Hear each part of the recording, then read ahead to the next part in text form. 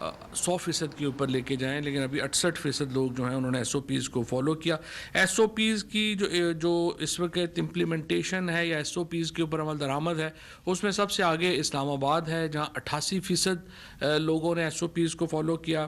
اس کے بعد آزاد جموں کشمیر کا علاقہ ہے، 82% وہاں پہ امپلیمنٹیشن ہے۔ پنجاب میں 69% ہے، گلگت بلتستان میں 67% ہے، کے پی میں 66% ہے، اور سب سے جو کم عمل درآمد جہاں پہ ایس او پیز پہ ہوا وہ انفارچونیٹلی سندھ ہے اور خصوصاً کراچی ہے جہاں پر ایس او پیز فالو نہیں ہوئے۔ اور یہی وجہ ہے کہ آج ہم جب پنجاب اور خیبر پختونخوا میں تھوڑا استحکام آتا دیکھ رہے ہیں، کووڈ کیسز کی جو بڑھنے کی رفتار ہے اس میں ہم کمی دیکھ رہے ہیں، وہاں پر کراچی میں یہ صورتحال نہیں ہے۔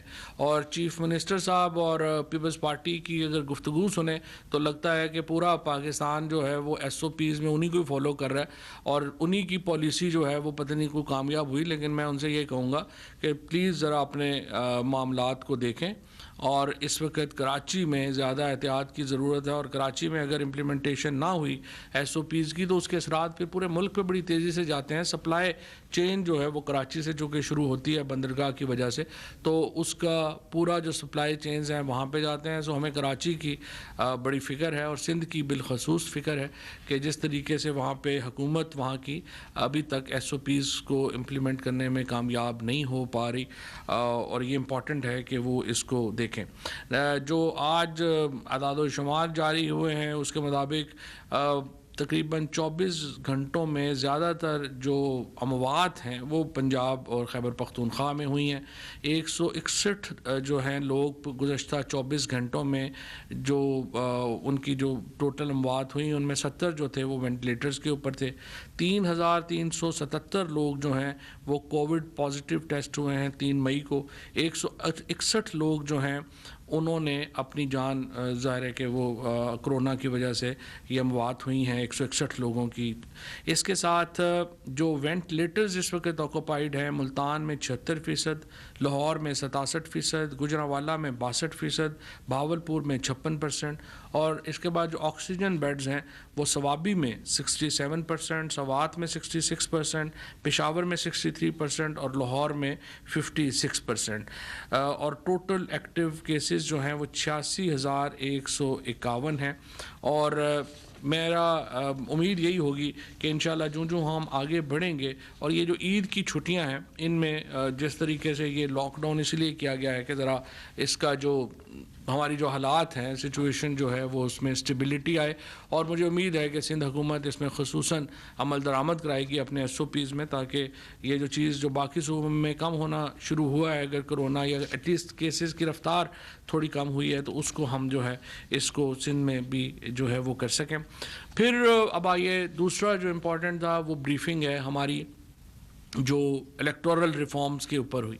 ابھی آپ نے دیکھا کہ جو الیکشن کمیشن ہے اس نے ووٹ پول ہے اس کا ووٹ کاؤنٹنگ جو ہے اس کو آرڈر کیا ہے 6 تاریخ کو کراچی میں۔ یہ الیکشن کمیشن کیوں اس نتیجے پہ پہنچا؟ کیونکہ ایک یونیورسل اوپینین اس وقت چل رہی ہے کہ کراچی کے الیکشن میں بدترین دھاندلی ہوئی ہے، اور اسی لیے تحریک انصاف کا مطالبہ تو یہ ہے کہ یہ ری پول میں جانا چاہیے۔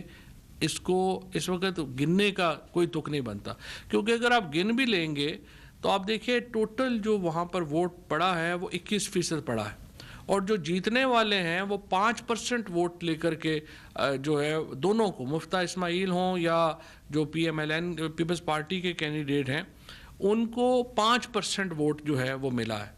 تو اتنے کم ووٹوں کے ساتھ کوئی بندہ اسمبلی میں آ جائے تو وہ پھر ایک ظاہر ہے کہ وہ تو الیکشن جو ہے وہ ایک بالکل تماشا بنا ہے، اور الیکشن کمیشن کو بھی اقدامات اس میں کرنے چاہیے۔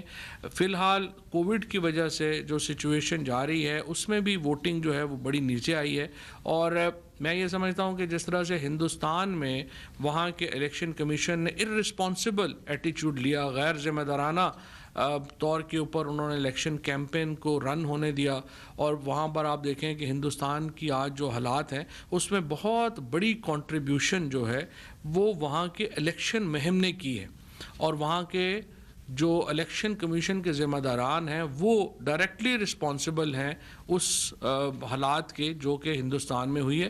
سو اسی کو اس سے سبق سیکھتے ہوئے اس کو سامنے رکھتے ہوئے ہمارے ہاں الیکشن کمیشن کو میں نے پہلے بھی عرض کیا تھا کہ بہت ذمہ دارانہ طرز عمل کی ضرورت ہے. اور ابھی تک الیکشن کمیشن نے اپنے انتخابات میں کرونا کے ایس او پیز کو جس طریقے سے عمل درآمد کرنا چاہیے اس طریقے سے عمل درآمد نہیں کیا، جو ظاہر ہے کہ ایک بڑی آئی وڈ سے کہ ایک کرٹیسزم تو نہیں کرنا چاہتے ہمیں الیکشن کمیشن کے اوپر، لیکن یہ ایک بہرحال ایک ایسی چیز ہے جس کے اوپر الیکشن کمیشن کو بہت توجہ کرنے کی ضرورت ہے. جو الیکٹورل ریفارمز ہیں ہمارے اس کے 4 حصے ہیں. اس کا ایک حصہ ہے جو الیکٹرک ووٹنگ مشین ہے، یعنی ای وی ایم مشین. ای وی ایم مشین کا کیا فائدہ ہوگا؟ آپ جائیں گے، آپ ووٹ کاسٹ کریں گے، آپ کو میکسیمم 5 منٹ میں آپ کا نتیجہ جو ہے پولنگ کا پورے کا وہ آپ کے پاس ہوگا. یعنی جو پورا نتیجہ ہے وہ تقریباً آپ سمجھیے کہ 20 منٹ میں آپ کو پورے حلقے کا نتیجہ جو ہے وہ آپ کے پاس ہوگا. تو یہ ای وی ایم ہم چاہتے ہیں کہ اس کو انٹروڈیوس کرایا جائے. اس کا دوسرا حصہ ہے ای ووٹنگ کا، جو کہ بنیادی طور کے اوپر اوورسیز پاکستانیز کو انیبل ہم کرنا چاہتے ہیں. 90 لاکھ پاکستانی اس وقت پاکستان سے باہر ہے اور ہم یہ چاہتے ہیں کہ ان کو ووٹ کا حق ملے. اب پیپلز پارٹی اور پی ایم ایل این اس کے اوپر ریلکٹنٹ ہیں، وہ اوورسیز پاکستانیز کو یہ سہولت نہیں دینا چاہتے. اگر وہ یہ سہولت نہیں دینا چاہتے تو وہ کھل کے آ کے اپنا ڈفرینس دے دیں. ہم بہرحال سمجھتے ہیں کہ اوورسیز پاکستانی ایک بہت اہم حصہ کانسٹیٹیوٹ کرتے ہیں پاکستان کے، ہمارا جو معاشی نظام ہے، ہمارا جو سماجی نظام ہے اس کا. اور ہم اوورسیز پاکستانیز کو اتنا ہی پاکستانی سمجھتے ہیں جتنا پاکستان کے اندر رہنے والے پاکستانی. اور اس لیے ہم ان کے رائٹس کی، ہم ان کے حقوق کی، ہم ان کو ووٹ کے سہولت دینے کی جو مہم ہے ہم اپنے طور کے اوپر جاری رکھیں گے. اس کے لیے جو آج ہم 2 آرڈیننسز جو ہیں اس کی کابینہ نے اپروول دی ہے. ان دونوں آرڈیننسز کے تحت ہم نے ایک آرڈیننس کے تحت الیکشن کمیشن کو یہ اختیار دیا ہے کہ وہ ای وی ایم مشین استعمال کر سکے گا انتخابات میں. دوسرا جو اہم اختیار ہم نے اس آرڈیننس کے ذریعے جو آج سی ایل سی میں جائے گا اور کابینہ نے اس کی اپروول دی ہے، اس کے ذریعے الیکشن کمیشن کو یہ اختیار دیا گیا ہے کہ وہ اقدامات کرے اوورسیز پاکستانیز کو ووٹ کا حق دینے میں، جو فیسلٹی ہے وہ پرووائڈ کرنے میں. ان 2 آرڈیننسز کی منظوری جو ہے وہ کابینہ کی طرف سے ہوئی ہے اور وہ اب سی ایل سی میں جا کر کے ایک باقاعدہ جو قانون ہے اس کی صورت اختیار کریں گے. میں یہاں پہ یہ واضح کر دوں کہ یہ اختیار حکومت نے اپنے پاس نہیں لیا، ہم نے صرف انیبل کیا ہے الیکشن کمیشن کو. اور مجھے امید ہے کہ بلاول صاحب اور شہباز شریف سب خوش ہوں گے کیونکہ دونوں یہ مطالبہ کر رہے تھے کہ الیکشن کمیشن کو ایکچولی یہ چیزیں لیڈ کرنی چاہیے. تو ہم نے الیکشن کمیشن کو انیبل کر دیا ہے کہ وہ اس کو لیڈ کرے. اور میرا صبح میں یہی بات کہہ رہا تھا جو شہزاد اکبر صاحب نے بھی ریز کی کہ اس طرح سے اصلاحات جو کرنی ہے تو پھر نیب کی قانون کے لیے اصلاحات جو ہے وہ ہم نیب کو دے دیتے ہیں اور جو باقی ادارے ہیں ان کو بھی کہہ دیتے ہیں کہ آپ بھی اصلاحات اپنی خود ہی کر لیں. کیونکہ شہباز شریف صاحب اور بلاول صاحب کے نزدیک شاید parliament has ceased to exist اور ان کے نزدیک جو باقی ادارے ہیں وہ ہی سارے کام انہوں نے ہی آگے کرنے ہیں.